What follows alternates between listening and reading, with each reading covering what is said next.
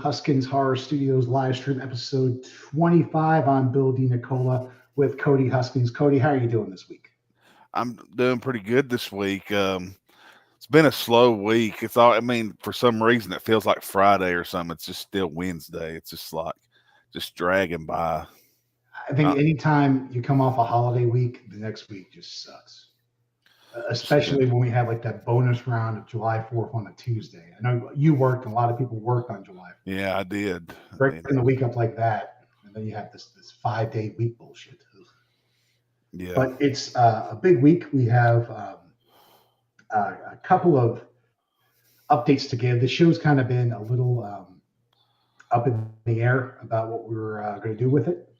We're kind of in the process of getting everything we need to continue making Freddy versus Jason Dreamscape, or make it at the level we want to make it at. I know you've heard us talk in the past about the effects box, getting that the stuff returned to the project, the special effects, some of the throat slits, the Freddy kills, and even just walkie talkies and other things. I thought we had it lined up that it was going to work. Now it's looking like that might be, we'll see. We'll keep you updated. It's just one of those things. We've been trying to get this resolved since February, and we thought we had it in February. We thought we had it in April. We thought we had it in May, and then in the past 2 months, no movement was made on it. And then we again went through a lot of discussion to try to get all that resolved. And unfortunately, after we thought things were back on track, that we would be getting at least an idea of what material we still have on hand, because that's a lot of it is what was used, what wasn't used. Um, and yeah, so the Freddy versus Jason update is we've got a couple more casting announcements coming soon. We've had all the actors, all the principal actors have had the script. They've been going through it for what, 2-3 weeks now, Cody? Yeah. And Yeah. we're getting ready to have, we're going to do like mini cluster rehearsals. So you have like two people that are in scenes together. They've read through the script. They can run lines together. And then I'll be on hand for some of those, but that's not necessarily stuff you're going to be seeing. It's just the process that we're doing, because when you make an independent movie or a micro budget movie, planning is essential. You can't just be wasting time when you get to the set. You can't figure things out at the set, because that's, especially when you're not paying people or it's low budget, you have everyone coming in one area. It is vitally important every second that you get as much footage, film out of those moments as possible. Yeah. Get everything you need, because anything you don't get there, you're going to have to get. You're going to have to make a tough decision about what you wanted in the movie, what you didn't want in the movie. So that's why we are planning our asses off. We're going to make sure there's no question about the lines or the meaning or the delivery. We're even doing fight choreography, rehearsals, a lot of that stuff ahead of time, because we have people coming from Tennessee, people coming from coastal Carolina, from Raleigh, from South Carolina, making this movie. So when we all intersect, everyone's going to have their shit together. Yeah. But that's essentially the Freddy versus Jason update. We're hoping we could give you more. But as it stands now, that's all we are available to give you. We do have a guest on today that we want to bring on. And this is someone who has done a lot of work on independent cinema and film. He's an actor with more than 24 credits on IMDb. And we want to bring in at this time, all the way from Oklahoma, Dale Niehaus. Dale, how are you doing, sir? Well, Hey, gentlemen, good evening from sunny old Oklahoma. Now it's actually dark outside. Hey, was it like 112 there today? Because all I've seen is like heat wave, triple digits. So I would think the actual temperature is in the 90s, but the heat index got to be about 112 today. So a little steamy, a little hot, not too bad. So that's that feels like. Yeah, the heat out. It feels like one of those you better put some. Yeah, heat index feels like 112. It's one of those you want to put some powder on a lot of places. Yeah, that's about right. We've got. I forgot to mention this off the top. We do have chat comments open. That's on YouTube and Facebook. We can see your name on either one. And want to give a hello to Paul Nada. Thank you so much for sticking with us every week, buddy. Love you. Good to see you. I hope Thank you, Paul. Good evening, Paul. And then also Gambo Gaming. You should do more Jason videos. LOL, it's funny. All right. So everyone's got comments. Dale, get us up to speed. You're in Oklahoma. How did you get into acting? What was the first bit that got you sprung into this crazy lifestyle? Well, it's actually my ex-wife.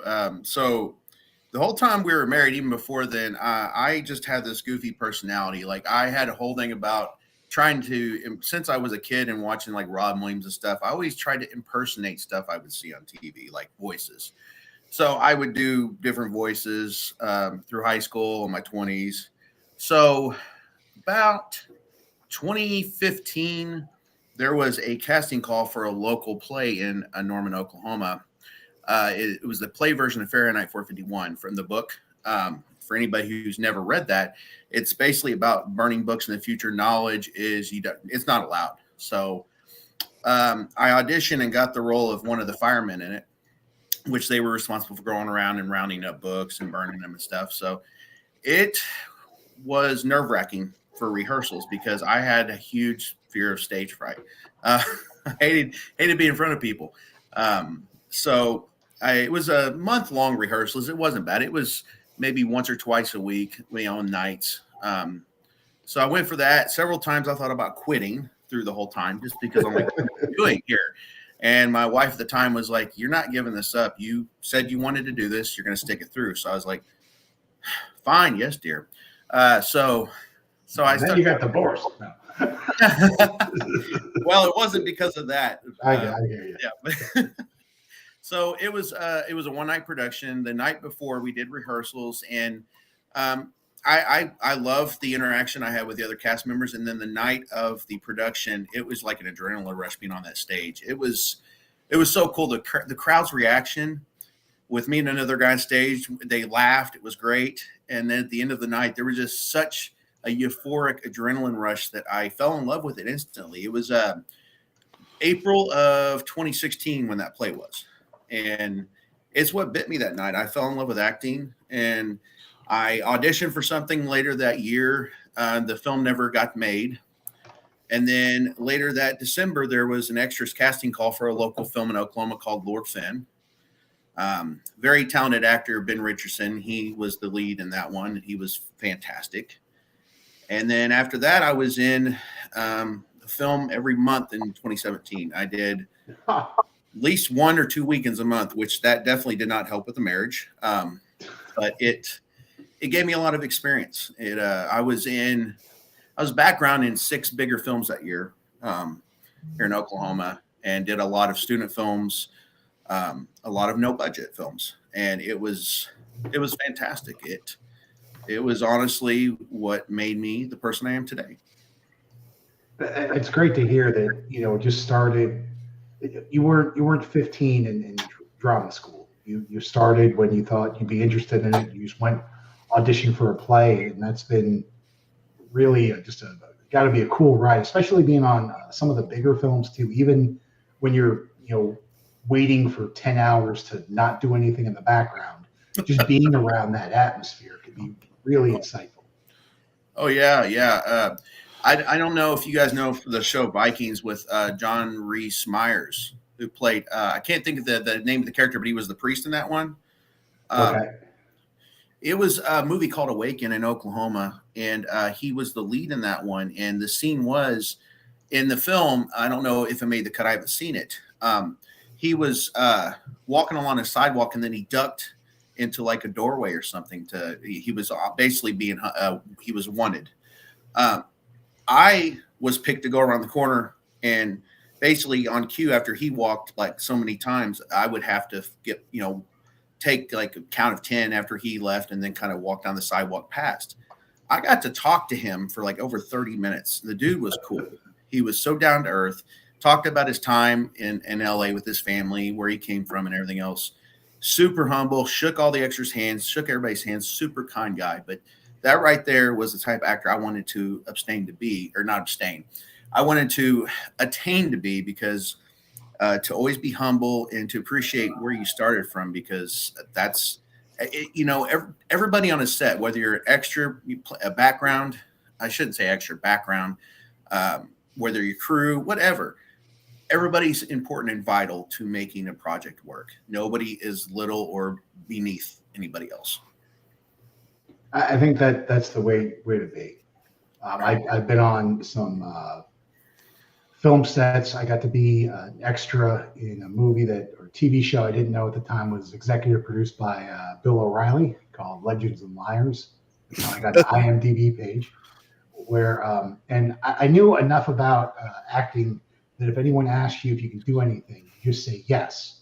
What I didn't include in that is because you'll have about 2 weeks to get ready. That's not the philosophy you take when you're on set, because you don't have 2 weeks to get ready. You have 10 minutes to 20. So the director goes, do you know anything about horses? Or does anyone know anything about horses? And I'm like, yeah, 20 years ago on a mountain vacation, I did trail riding once. I know about horses. Mm-hmm. So it worked out okay. I didn't have to ride the horse. I had to lead the horse in the background as George Washington rode into camp. The only problem was the first take, the horse took a massive dump. Okay. And then I had to walk the horse through the dump. Oh. And then had to go back and reset the horse and then stand and wait. And then after a couple of takes, you know what? He had a lot of fiber. Horse took another massive dump. And then stepped all in his poop. And I'm just doing laps around with this. Hey, you want to go back, wallow in the bathroom? Cool. And I just have this stench, and it's kind of chilly, but so yeah, that was my big acting debut. And I've worked with horses before on screen. Yeah. But in terms of while that part wasn't great, it was a good story. Talking to the stunt coordinator for 2 hours as they were just waiting for it to get dark, invaluable. Seeing how the director worked, and this is something where they didn't have a huge budget. These were people that knew how to get a lot of footage shot quickly, and then that was really something to learn from. That they would just have everyone set, and then okay, we're going to strike the camera over here. Everyone take 5. We're going to have you back doing the same thing. And then you have, to see how they do the coverage of that. And it's just moving quick and quick and quick. So that was definitely a learning experience. And I got the horse story out of it. That is a good learning experience. And that's something people don't think about too. I mean, because you talk about with background, and yes, at a certain point in your acting career, background is something that you should definitely, you can still do, but just be more selective, because background in essence really isn't going to get you anywhere in your career. I mean, it's fun to be on set, and you get to be on some cool projects by doing background. Don't get me wrong. And I know people that got bumped up to a bigger role on background. But like you were saying, sometimes the best thing about being on set is getting to talk to somebody with valuable experience, because you never know what you might learn. You may say, now you can look and see, oh, this is what the director does, or, special effects or props or any of that. And you never know when you might see that person again. And if you were nice to them and talked to them and just sat down and had a decent conversation, you never know in the future when you might see them again, and they may remember you. So it all is important. It all matters. We got a comment from Tim Daly. Tim says, way to kill it, Dale. Couldn't have done future tense without you. Question, what was your favorite part of, then he says, FP? Okay. Let's see. Get some future tense looking stuff. Yeah. And now explain future tense a little to us. Tim was fantastic. He wrote the story, and it was a fantastic time on set. Tim, I absolutely was a wonderful experience being a part of that project with everybody, and working with my dude Kane was that was my favorite part, honestly, is getting to work with Kane. Kane Graham is a fantastic actor. He's around here in Oklahoma. He's also in the medical field. I can't remember his exact position. I want to say nurse, but I can't remember. But Kane really pulled off his character really good in that film, and I honestly would not have been able to interact, and the chemistry between us in there is just great. There's some funny moments, there's some serious moments. It was just a wonderful time being on that set, and and being up at Metro Tech, Harrison, he was fantastic. He's the one that runs the program up there. It was honestly one of my favorite experiences as an actor, because there was a monologue in that film that I did, just everybody on set got teary-eyed hearing it, and it was my character talking about his family's history, and some of the tragedy there. It was wonderful. So honestly, Tim, to say a favorite moment in there, it's really hard. I mean, I'd have to say Kane was, but overall, the whole project, the whole experience was fantastic. I would do that over and over a million times again if I could. And it's awesome to be able to go to Fly Festival next month to actually get to see it. And then at some point, I'm not sure where it'll be able to be seen by everybody else, but after it's done running the festival circuits, it'll definitely, I'm sure, be out somewhere to see. And when that happens, I will definitely pass that information along. But it is definitely a cool film. It's a short film that's a lot of work was put into it, and it was a great experience. Yeah, and it's also, you mentioned the Fly Festival. That's an Oklahoma Film Festival. We've got a selection for the Montreal Independent Film Festival. Yes, that when we first heard that was awesome. That was awesome. I was like, I cannot believe that a film that I'm in, and it was only me and Kane. We were only two actors in it. They said a Montreal nominee, and it's surreal when you hear that stuff, because I'm so humble that I do projects or whatever, and I always try to cheer everybody else on, and I never try to think of like, oh, look at me, I did that, But it's just so cool to see the hard work of so many, just to be able to be rewarded and become nominees. It's really cool.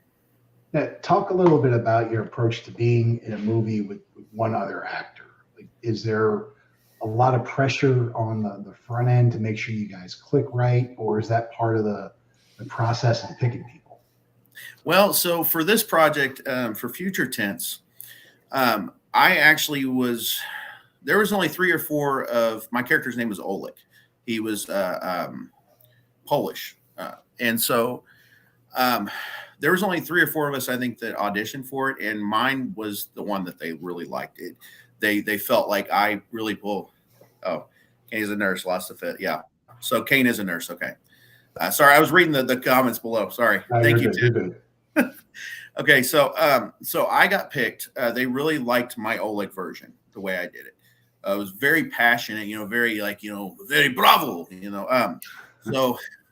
So what they did is they had me read with the other characters, and so I would come in, and when they had somebody else wanting to audition, and I would read with them, and it honestly came down to Kane and 1 or 2 other people. I believe that they were actually one other person, but in the end, Kane was the one that when we read together, it just flowed. It was like we had natural chemistry together. It's sometimes it happens like that. And so it really wasn't that hard with that.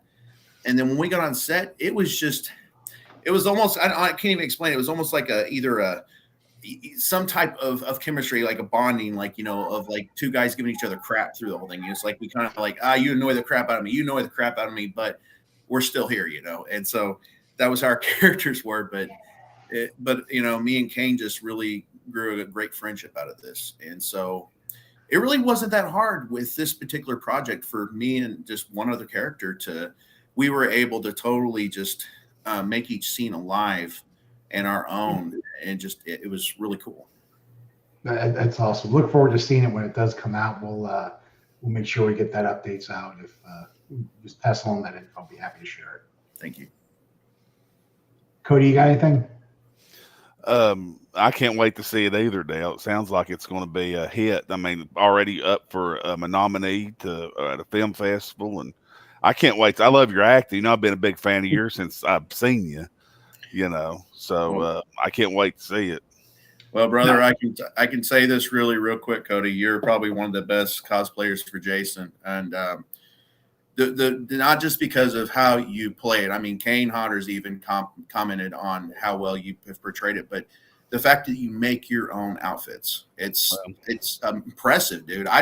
that's not something that I can't do. And I think that's impressive that you can. And the way you pull off Jason, it's freaking phenomenal, man. I appreciate it. I really do. I work hard. It's constant, keeping them up, maintenance on them. It's just constant work.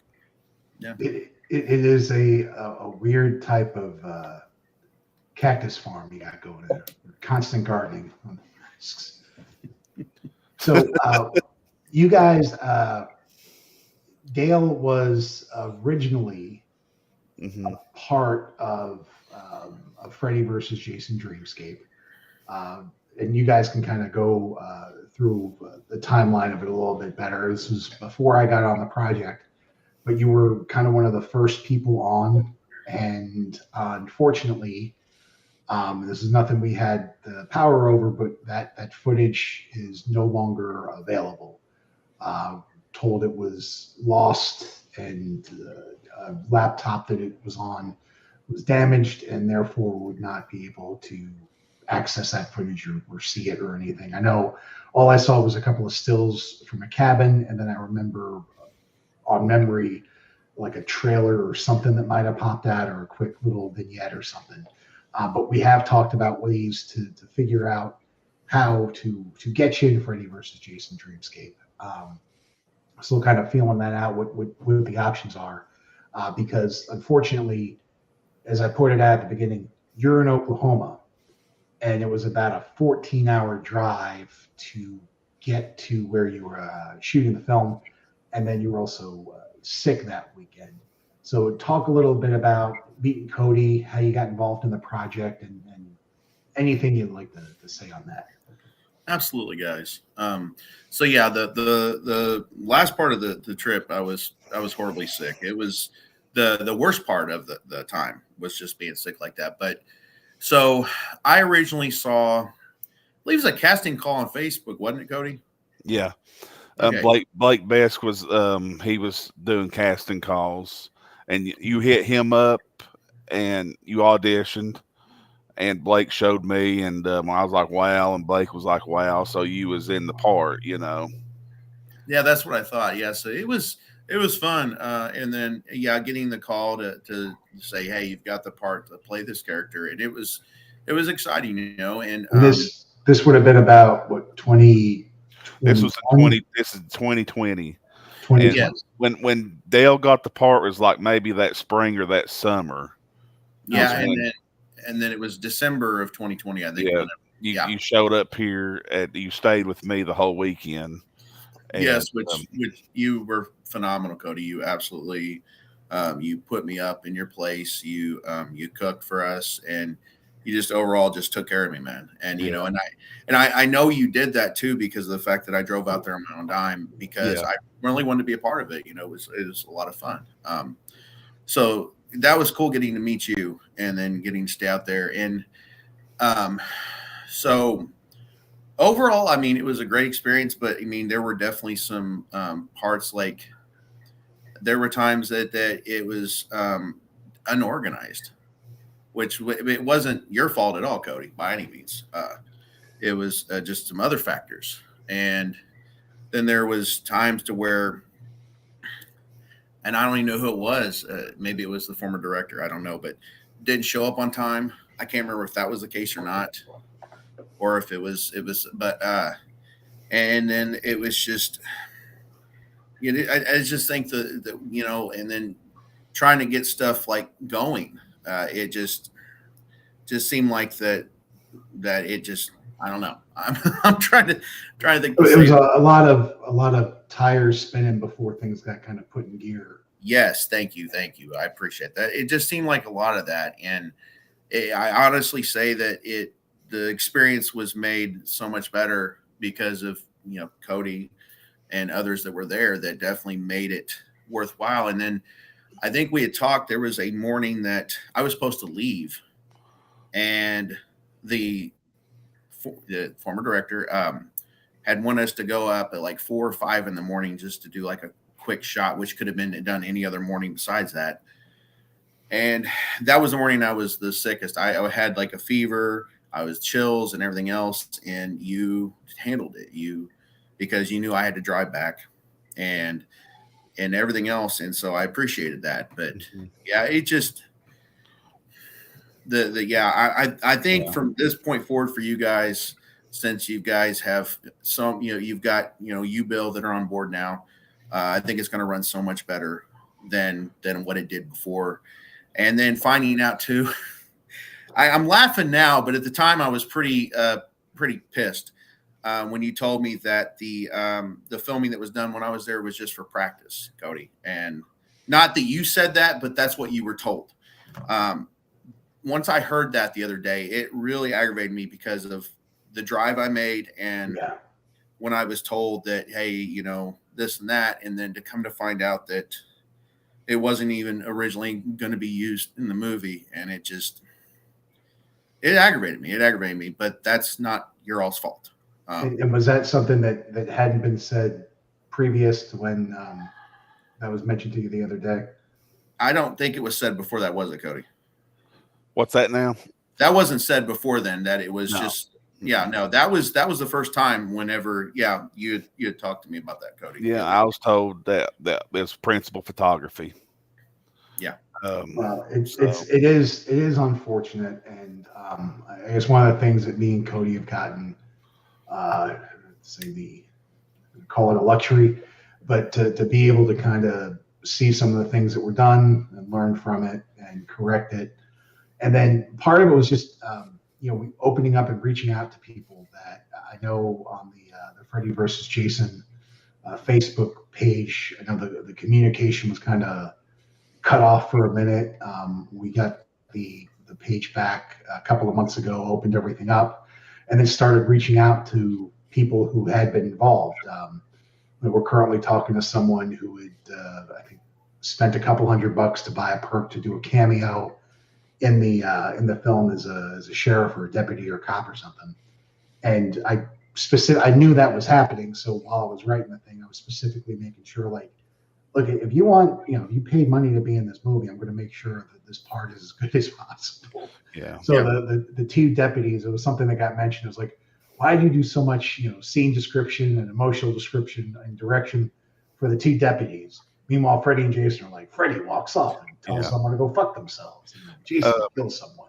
I'm going to go ahead just to make sure it was there. I'm going to go ahead and say something. When it comes to filmmaking, you got to have a blueprint of the day of shooting. You got to know, okay, it's just like playing football. If you're going to send a team out on the football field and not know what play it is, you just going to tell them just go out there and just do something. Oh yeah, like Cody, not trying to interrupt you. Go ahead. I'm sorry. It's the same thing as filmmaking. Like, you just can't. We're just going to film. We're filming. We're going to just go along as no. You can't do that. You got to have a blueprint. Well, I mean, it depends on if you're making a movie. You need a blueprint. If you're playing dress up, then Yeah, if you're doing something on TikTok or something, that's one fucking thing, But if you are, making a movie that especially people that donated for, that's a totally different ball game, It is. Yeah, no. And even when you start talking about, 6, 10, 14-hour drives, that puts it on a different level. That's just like, for example, The Grind. When we filmed The Grind, Clarence went by the script. He read the script. He had it, it up here in his mind, and he did it in sections just like the script was. But the movie was just supposed to be like 15, 20 minutes long. Clarence made it like 40, 45 minutes long by adding different stuff to it. But he just glided, and he just knew what he had a vision. He had it visualized on what he wanted before we started filming. Yeah. And a lot of that was too about having to adjust, because it's either you get it done or you know. And when I filmed with Clarence, oh well. And when I filmed with Clarence, it was 2 or 3 takes, boom, next shot. 2 or 3 takes, boom. Sometimes 1 take, boom, next shot. You can't be tippy-toeing around 10, 12 takes. Okay, walk through again. Oh, Jesus Christ. You can't do that, or you ain't going to be going nowhere. Yeah, and real quick, like we talked about earlier, like that one where I had to do 14 takes of just getting what was it? Walking what was it again, Cody? The 14 takes I had to do that one day. What was walking in the diner and just looking at Travis O'Quinn going. Yeah, I know. Yeah, it was luckily it was inside the diner, so it wasn't a big deal. But yeah, 14 takes of just open going to the diner. Yeah. Oh yeah, that's a perfect example right there. Yeah, I understand people want to have like the best shot and all that, but that's not how you do it. You don't have someone redo the same thing 14 times. Of course, I've been told many times I'm just a wannabe, but I've I've attempted to make one movie, and I've finished one movie, and then I've made I don't know 12 to 15,000 television shows, and I've made all of those. Mm-hmm. So news shows. So it's not like it wasn't casting involved. People just showed up at the right time, read some scripts. But it's and the reason why the grind exists, and we've said this a number of times, is you had Clarence, who was supposed to be the director of photography, coming in, making the best out of a situation, and getting a movie done. Yeah, and that when we filmed the grind, it was nasty, it was rainy, it was yucky weather. Anybody else probably had been like, we filmed in it. We was in the rain. It was drizzly rain, but we was in the rain filming. Yeah, I think the opposite when we ended up doing put a lot of eggs in the basket of one nighter shooting for a scene at Freddy versus Jason Dreamscape. We didn't have a Clarence, and we ended up getting, I think, 12 minutes rolled into 4 or 5 shots, and one of them was like 12 takes of the same shot repeatedly. So it's you can try to ad lib if you want, or try to figure it out when you're on set. But if you don't have an idea, if you haven't storyboarded, have those ideas of what you are hoping to achieve, that you can tell that to people. Because especially, I mean, Dale's been in stuff, Cody's been in stuff, or even so people have seen movies before. Just describe a movie to someone who can kind of get an idea of it, and like, oh yeah, okay, I got it. Yeah, kind of like that.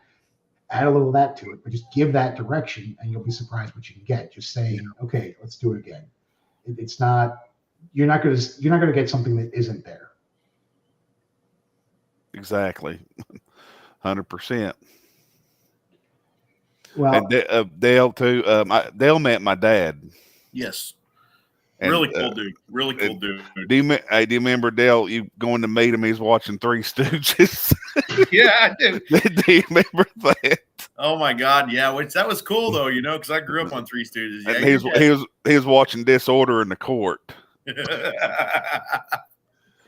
Yeah, your dad's cool, dude. Yeah, he's definitely straight to the point too. He was just sitting there, just watching it while he was just sitting over there.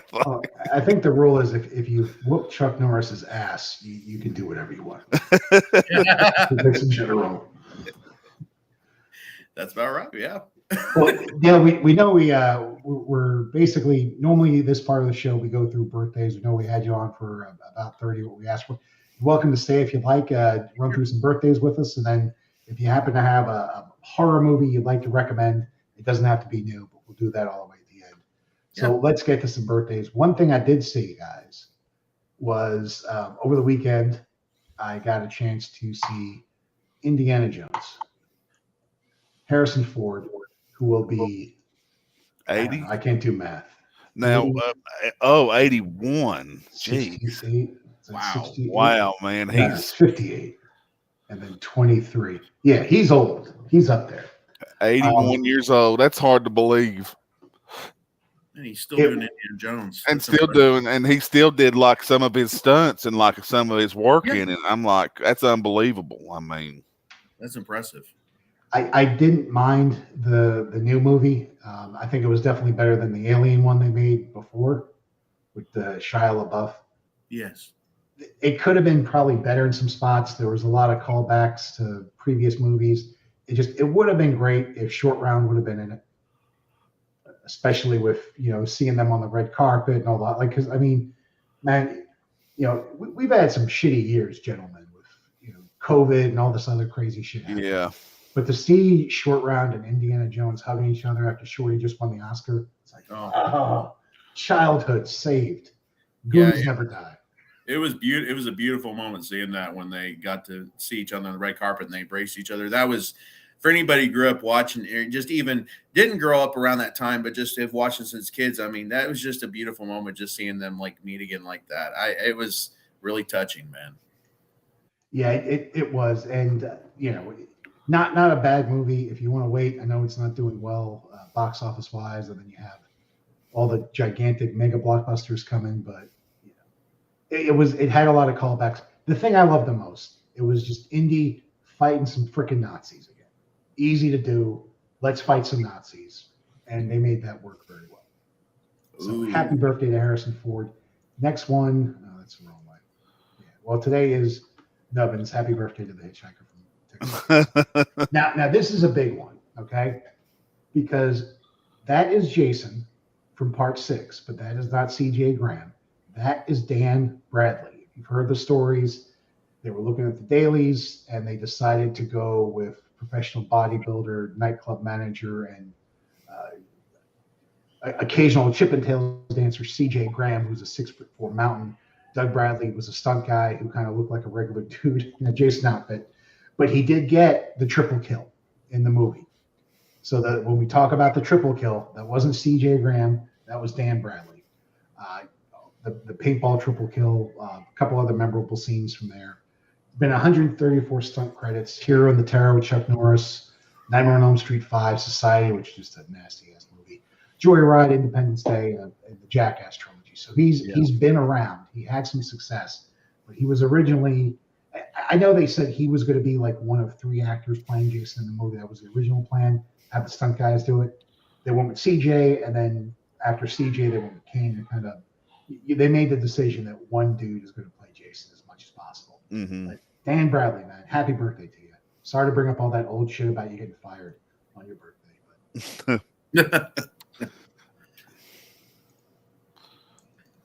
And then this is a big one because, man, I just Haig, Captain Spaulding. That was the hardest part about watching 3 from Hell. Yes. Is you see him in the poster, it's like, oh good, oh good, oh good, and then you see him and it's like, man, I was fortunate enough to meet him before he passed, and I'm glad I did. Tons of I've heard him a couple of times on the Adam Green Joe Lynch podcast, but just a fountain of information, a straight talking dude who's been through a ton of shit. He went from playing very stereotypical thug-like heavies in the 60s and 70s, acted alongside Pam Grier, everybody. Of course, I think a lot of us got reintroduced to him when he put on the clown makeup. Also in Halloween, but yeah, Captain Spaulding, just a loved ass dude. Sid Haig, rest in peace, buddy. Yes, rest in peace. Another big one, which this is someone I knew he existed, but really got into him later in life. Larry Cohen, who is just a guerrilla filmmaker who made tons and tons of movies, low budget, skin of his teeth. The picture you're seeing, that's from Q the Winged Serpent, and I'll try to talk and explain this at the same time. But Q the Winged Serpent, if you haven't seen it, a lot of people are in it. David Carradine, Shaft, Michael Moriarty, all the greats. And there's a scene on top of the Chrysler building where you have stunt guys dressed as cops firing blanks from the top of the Chrysler building at what would be, animated in later, a flying dragon demon type. Thing is, Larry Cohen, the way he rolled, and again, this is way before 9/11, he didn't ask anyone for permission. He just had essentially a squadron of people a la Die Hard 15 years or 10 years before Die Hard happened, run up to the top of the Chrysler building and just start firing shells all over the place. It caused a huge panic. I'm going to try to find the scene now.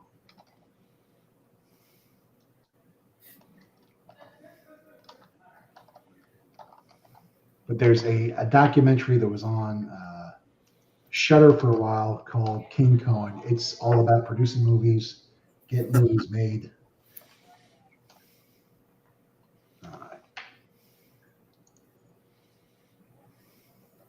Then, right? Yeah, we flew him in for it. No, And I guess okay, here we go.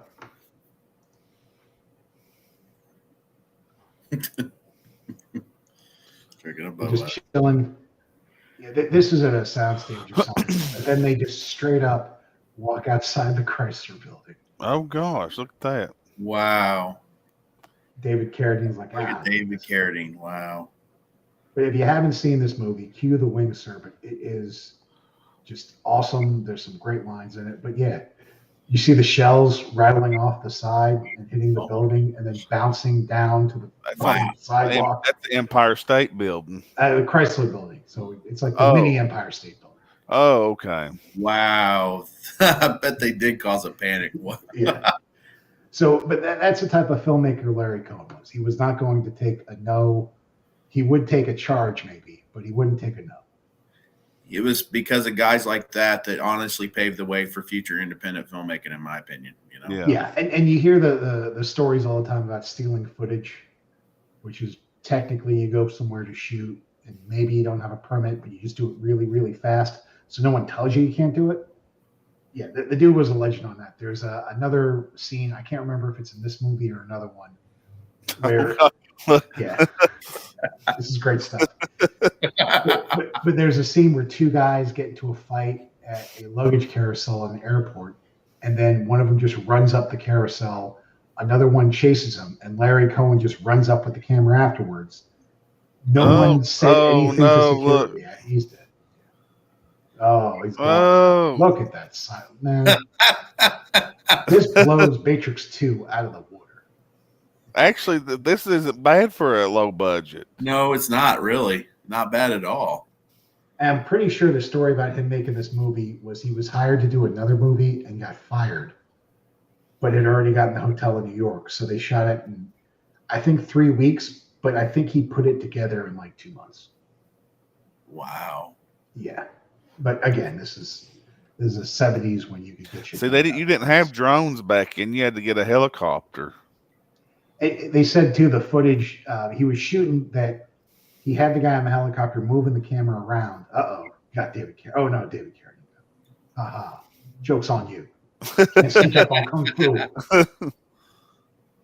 I don't think this bird's gonna make it.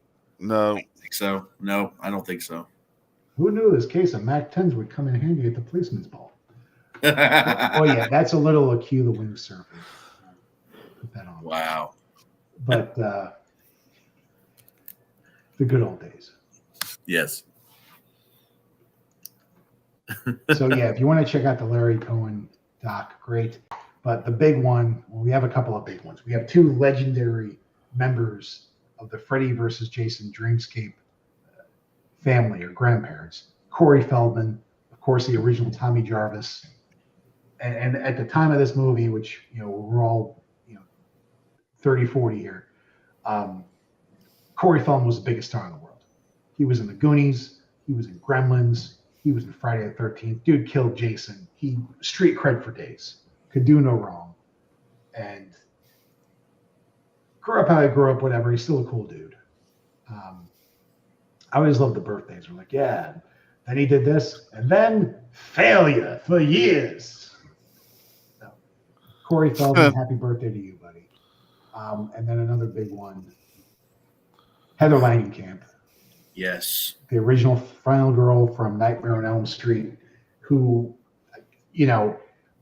really took that first job in horror and made a career out of it. Her company doing special effects, consulting on a lot of movies. She's really been an innovator. Plus, you talk about a role that there's not a lot of women in that role. She's been doing it for 30 years. And she's doing a top level job of it. But in terms of the final girls, I know she was in multiple movies, but she just popped. I would put her in terms of the final girl category over most of the, if not all the final girls from the Friday the 13th series. I agree. Yeah, she's good in it. Very.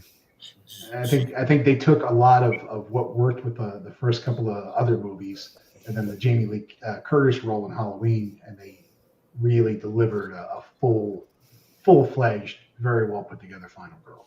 I liked her in Nightmare on Elm Street 3 too.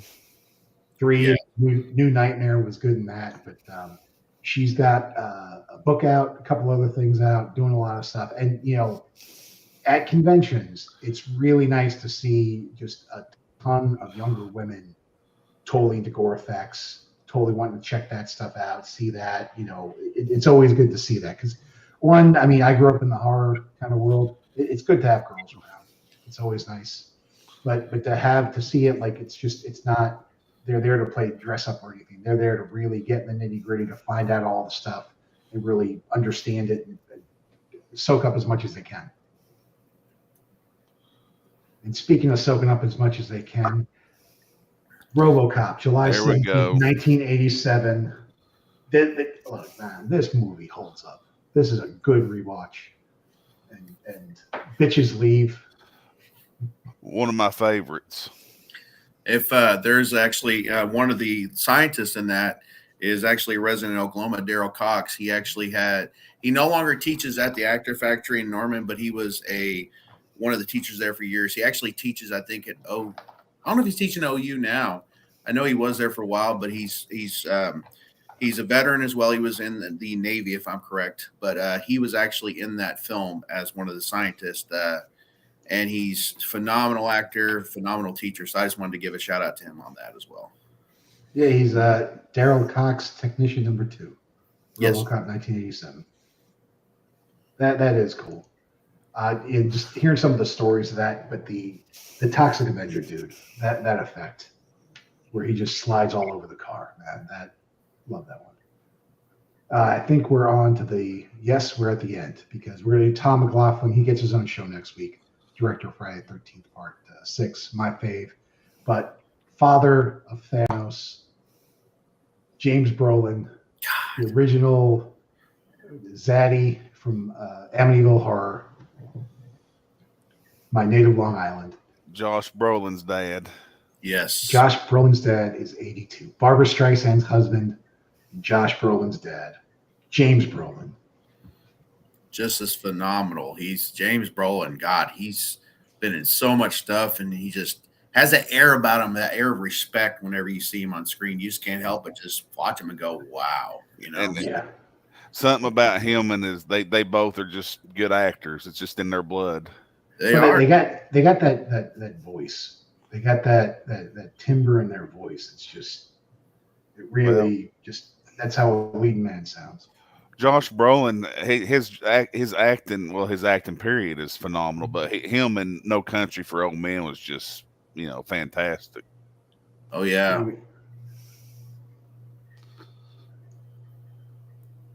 I don't remember the car. Westworld, I remember. The car is that's one of my dad's favorite movies. It's a horror film, but the car goes around running over people, killing. It's kind of like Christine, but with a fast car, Oh, no slow buildup. Yeah. No Austin Powers cement roller scene. No. No. Maximum Overdrive. Oh my gosh, that was one of my favorites growing up, dude. I love that film. I didn't know much about what cocaine was the first time I saw the movie, but then finding out that Stephen King found out what cocaine was all the time in that movie. And so I was like, when Stephen King's like, yeah, I was going crazy making that movie. It's like, well, I need to see this movie. What? So I already mentioned I saw Indiana Jones, but this is a horror show. I also saw Insidious Behind the Red Door. Dude, I saw that too. Insidious. Yeah. Oh my gosh. How'd you like it? What'd you think? I personally liked it. I mean, I thought that it really kind of tied stuff together too, and it just the way it was put together, it was really well done. I honestly sat there and liked every bit of it. I mean, I didn't really have any complaints in my personal opinion. I think for me, it's always it is. I don't say it's a bad movie because of it. It's just something I feel like people are more likely to understand it if they realize going in. It's a PG-13 movie. Yes. And when I didn't go in, I for some reason got Insidious confused with Sinister. That's a movie. Oh yeah, that was really good. I'll go check that out. Uh-huh. I'd probably seen the other Insidiouses, I've seen them. Maybe I saw them when I was like looking at my phone more of the time, but so I was thinking, man, Sinister, and then I was confused. But I thought it was fine. The heavy in that, the scary looking dude is fucking scary. Oh yeah, dude. Yes. And the son that the movie kind of focuses around, I like him and the dynamic with the roommate. I do like the pot shots that they took out. They took out with a lot of the frat people, that they were just. I thought that fit well. Oh, they did. I like, and I like the different shots when he was in the further. It was just how they kind of transitioned into that, and it was just wow. It was just wow. And the shots too, the composure of it, the way because it was a lot of it was using darkness, or using negative light, negative space, and having things emerge out of the shadow. And it's really, it's very high end, hard to do lighting, filmmaking sort of stuff. And with Patrick Wilson directing that thing too, the star of the last three, directing the film now. So it had its spots. It had some good jump scares. I just, like I said, it doesn't make it bad. It just makes it a PG-13 movie. But if you were expecting, a whole family to be hung from a tree 5 minutes into the movie, like in Sinister, which I thought I was seeing a sequel to, it's not the same thing. It's not going to scratch that itch you might have at that moment. Sorry, fine, Jesus. Or whoever. I have a movie for the week. What do you got, Cody? The Deep House. The Deep House. It's about an underwater house that's been flooded, and it's in the bottom of this lake. It's a house, and it's haunted, and these scuba divers go down into it. Ooh, that sounds like 4 movies I pitched about the lake that my mom was on. The Deep House is I didn't know about this film, and one of my friends, Sarah Claxton, she's into horror. She's a big horror like person from Knoxville. She does all these cons and stuff. She left it in the group chat that was a very awesome film. You guys want to check out the trailer for it? Yeah, please. This one has the sound. Nervous? Maybe a little. Apparently it's very difficult to access. At the bottom of this part of the lake, there's a perfectly preserved house. Let's go. There she is. Damn it. Everything stayed exactly how it was. It's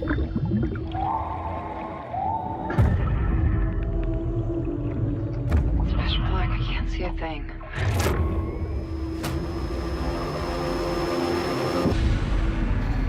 What is that?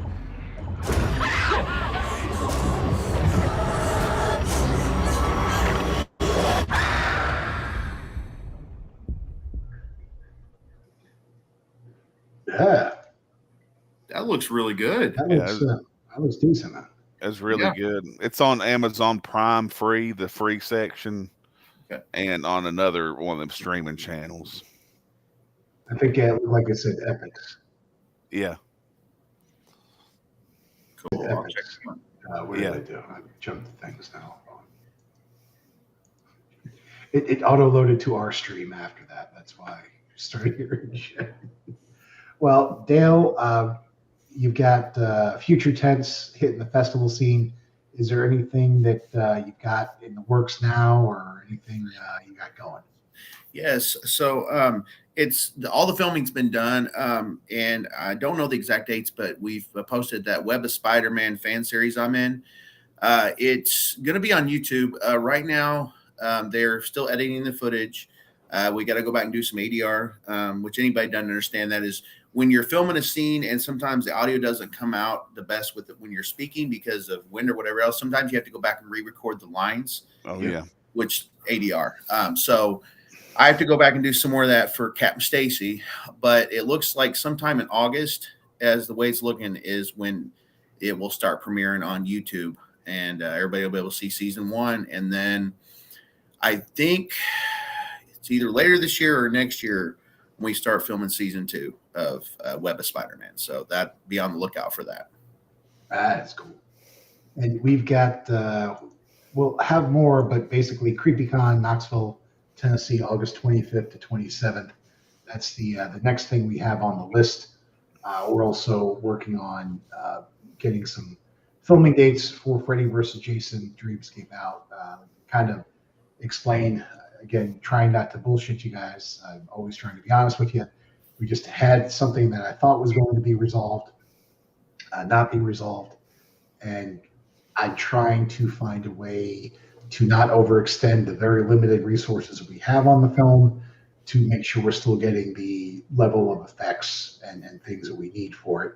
It's just when you schedule, hey, we're going to shoot this scene on this date. Shit, do I have this? I don't have it. Can I get it? That sort of thing. Do I need to buy another one? Fuck, no. I can't, because I'm also, Dale, I'm sure we're going to start a very nice long relationship, because I had the good laugh earlier. I want to say all of this stuff is going on, all this craziness with making this movie that's been in production for 4 years after 3 GoFundMes of Indiegogos have raised $10,000 and I've got a budget of a butthole. I'm planning on getting married in April, planning the wedding now to get married. So you can do a call back in a couple of years, see how that all worked out. I'm going on. But yeah, so we appreciate everyone tuning in this week, and we'll have much more updates. Dale, we wish you all the best, and I want to keep the combo going about getting you in the picture somehow without the 14-hour drive. Yeah. Hey, I greatly appreciate it, guys. Y'all are awesome. Yeah. Appreciate it. And Thank we'll you. see guys, Thank you, Dale. Next week, we appreciate you joining us for Tuesday. Cody, good night. All right. Good night, fellas.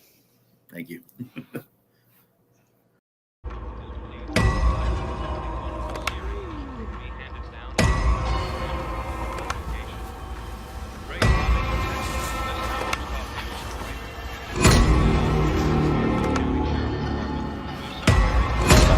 Frank sent you.